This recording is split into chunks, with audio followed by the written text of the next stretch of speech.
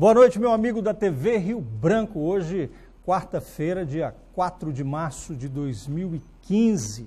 Começa agora mais uma edição do programa Boa Noite Rio Branco. Muito obrigado pela sua audiência. Nós aqui, nesse primeiro bloco, conforme anunciei na abertura do programa, vamos falar da economia acreana. Nesse momento, passa agora por uma situação de imprevisibilidade, até pela essa cheia que está aí, a ameaça de submersão da BR-364, tem crise dos caminhoneiros no Brasil inteiro. Vamos falar de tudo isso e mais um pouco no que diz respeito à economia. Eu recebo aqui para conversar comigo neste primeiro bloco, com muita satisfação, professor e economista, ele é mestre em desenvolvimento regional, Wesley de Brito. Professor Wesley de Brito, uma satisfação tê-lo comigo aqui pela primeira vez, mas já estivemos juntos no Tribuna Livre. Boa noite. Boa noite.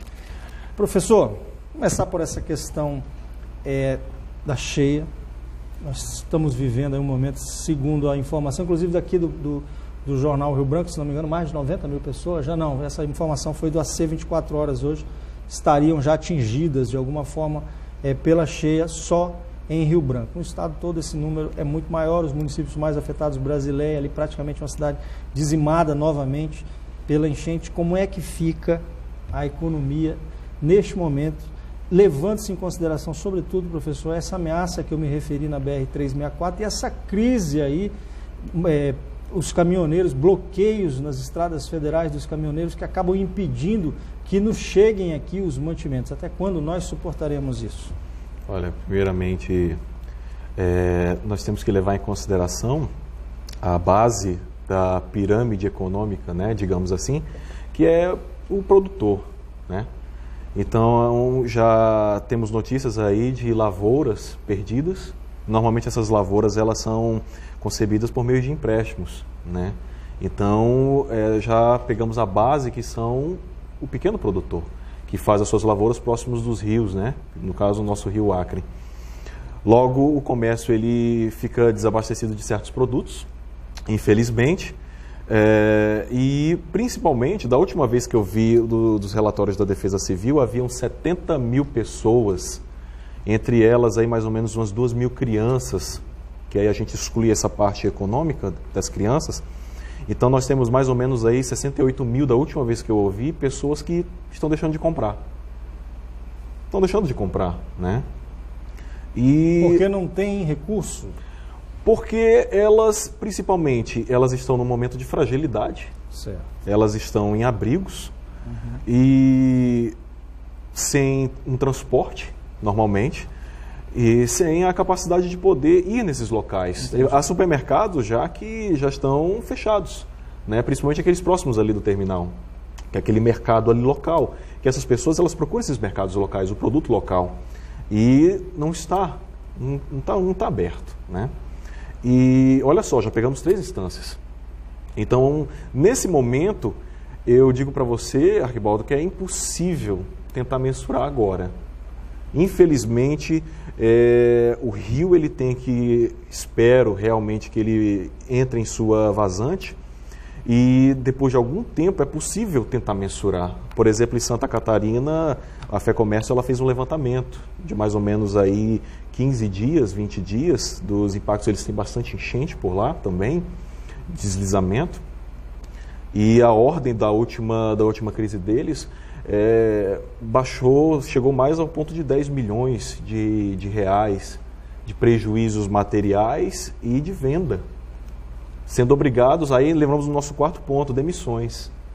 Então, infelizmente, eu gostaria de estar aqui dizendo uma boa notícia, falando alguma coisa boa, mas infelizmente a força da natureza, apesar de certa forma ela ser bela, é destrutiva, tanto material como da parte sentimental da pessoa, né? Desestrutura, infelizmente. Tem um quinto ponto também, professor, que é o aumento dos preços. Poderíamos acrescentar esse item? Sim, principalmente. Porque normalmente o produtor local ele não pode fornecer o seu produto, o comerciante ele precisa fornecer esse produto. Então ele vai buscar em outros lugares, né? E principalmente pela lei econômica chamada Lei de Oferta e Procura, naturalmente pela escassez do produto, ou seja, pela falta do produto no mercado, ele tende a aumentar o preço. E, infelizmente, vai existir uma perda do poder aquisitivo da pessoa, né? Então, os R$100 que ela poderia comprar ali a cesta dela da semana, não vai mais valer R$100, apesar dela estar dando R$100. Vai valer, na verdade, vai ter que pagar um pouco a mais, 120, 150. No momento, eu não sei te dizer se isso está acontecendo agora, mas, posteriormente, isso é quase certo que vai acontecer. O poder da perda, a perda de poder aquisitivo das pessoas. Professor, isso acontece num momento muito delicado que o Acre vive, mas num contexto mais geral de uma série, como eu disse aqui, de uma série de outros eventos que tendem a prejudicar. O Rio Madeira lá, a previsão é de que talvez, de fato, nós tenhamos ali uma submersão da BR, a exemplo do que aconteceu há 2 anos, né, o ano passado. Isso. E a gente sofreria também aí uma crise de desabastecimento.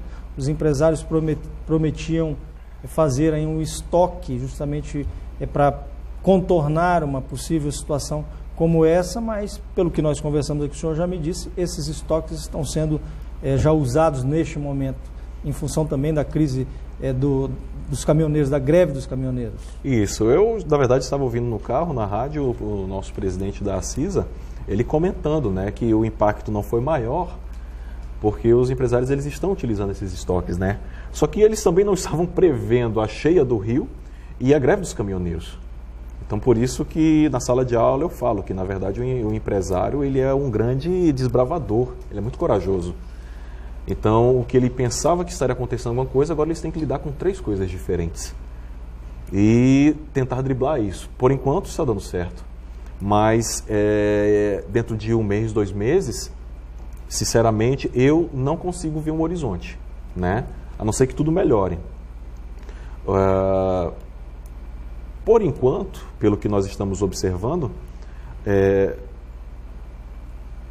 posteriormente com uma autorização, isso eu estava lendo, acho que na Folha de São Paulo, se não me falha a memória, e acho que o AC24 reproduziu o jornal, que houve uma autorização para que a usina hidrelétrica ali do Rio Madeira, ele abrisse as suas comportas para que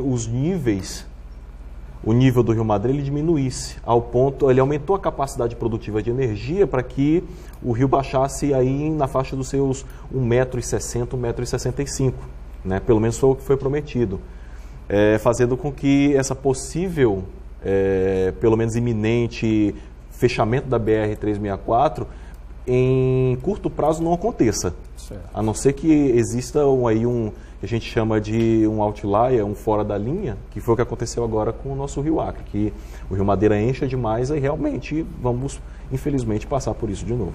Nós temos como contornar, pelo jeito então, né? Se dá para abrir comporta, sim, baixar um pouco o nível, equilibrar ali, tem como contornar. Aliás, é uma opinião minha, eu sei que não é o seu caso, o senhor não é especialista nesse assunto, mas tem gente dizendo assim, olha, pela 2ª vez o Rio Madeira está enchendo, mas pela quantidade de água que nós recebemos aqui no Acre, não dá para dizer que a construção da usina lá em Jirau, né, que tenha causado essa situação, porque é muita água mesmo, né, tanto caindo, desaguando no Madeira aí, quanto aqui no Rio Acre. Olha, realmente é um trabalho para engenheiro, né, mas pelo pouco que eu ouvi, haveria um impacto, né? Houve um estudo e haveria um impacto. Só que eu, na minha opinião pessoal, eu acho que esse impacto ele foi subestimado. Né? Natureza não é algo que é possível se controlar, não é possível prever. Né? Tanto é que eu rio muito quando alguma pessoa diz que vamos fazer uma previsão para daqui 6 meses. É você pegar um dado de 12 lados e jogar e tentar adivinhar e acertar o lado que vai cair. Certo. Com a natureza é desse jeito. É verdade. Quanto mais extenso o prazo, menos precisa essa previsão. Professor, vamos falar um pouquinho dessa questão. Eu falei, um dos objetivos também da sua vinda aqui era nós falarmos sobre economia. O país passa por um momento muito complicado. A investigação da Operação Lava Jato, aí, com as denúncias. Isso tem impactado nos preços das ações da Petrobras, na alta do dólar, na desvalorização da estatal no mercado, enfim, tem uma série. O Brasil ainda sofre as consequências aí da crise mundial, porque agora parece que aparecendo mesmo, governo com pacote de ajustes, aumento de taxas. Para quem está nos assistindo que se programou para fazer uma viagem para o exterior, por exemplo, para fazer um financiamento de um carro, a compra da casa própria, o que o senhor recomendaria neste momento? Olha, recomendaria cautela. Por quê? Antes de sair de casa, vi que vai haver o terceiro aumento da taxa Selic pelo Copom, que é o Comitê de Política Monetária, que é responsável por fazer esse reajuste.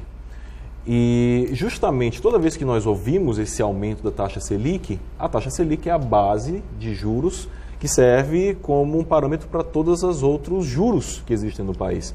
Então, se ele aumenta, logo, todos os juros vão aumentar, né? Fazendo cartão com que... de crédito, cheque especial, todos esses. Tudo. Financiamento.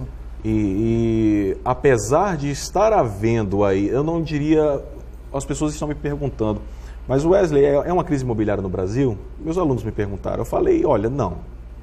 Né? Não nos parâmetros dos Estados Unidos, que foi algo bem mais complexo. Mas você está tendo uma menor procura, o que está obrigando aí as construtoras, por exemplo, de São Paulo, a fazer grandes promoções de 35% de desconto, 40% de desconto em apartamentos, para poder se livrar. Mas nesse momento em que o país está se recuperando, infelizmente o nosso Brasil ele se financia por capital estrangeiro, que é o que nós chamamos de dívida externa. Ou seja, as pessoas nos patrocinam, trazem o seu dinheiro para o nosso país e nós utilizamos ele para fazer as obras de infraestrutura e outros pagamentos. E em troca pagamos os juros para eles. Dessa forma, nesse momento, eu não aconselharia, porque já seria a terceira aumento e provavelmente um quarto, justamente para poder trazer mais o capital estrangeiro, para poder financiar mais a máquina. Então, nesse momento, eu não aconselharia financiamentos. Viagens para o exterior, se você tiver bastante dinheiro para gastar, porque o dólar já chegou na faixa dos 2,92. Isso. Como ele já está na faixa dos 2,92, então para cada um dólar que você vai ter é quase R$3. Então, se você tem muito dinheiro para gastar, vá, não vai ser problema. Mas para o cidadão comum, mediano, é melhor você seguir essas rotas muito comuns agora aqui, que é Bolívia, Peru, que está saindo bem mais em conta, né? Do que basicamente você tentar ir para locais mais distantes. Se você puder, vá. Mas se for para gastar menos, procurar rotas mais curtas, né, mais próximas. Nós vamos fazer um rápido intervalo comercial aqui, daqui a pouquinho eu volto para a segunda parte dessa entrevista com o professor Wesley de Brito. Por favor, não saia daí.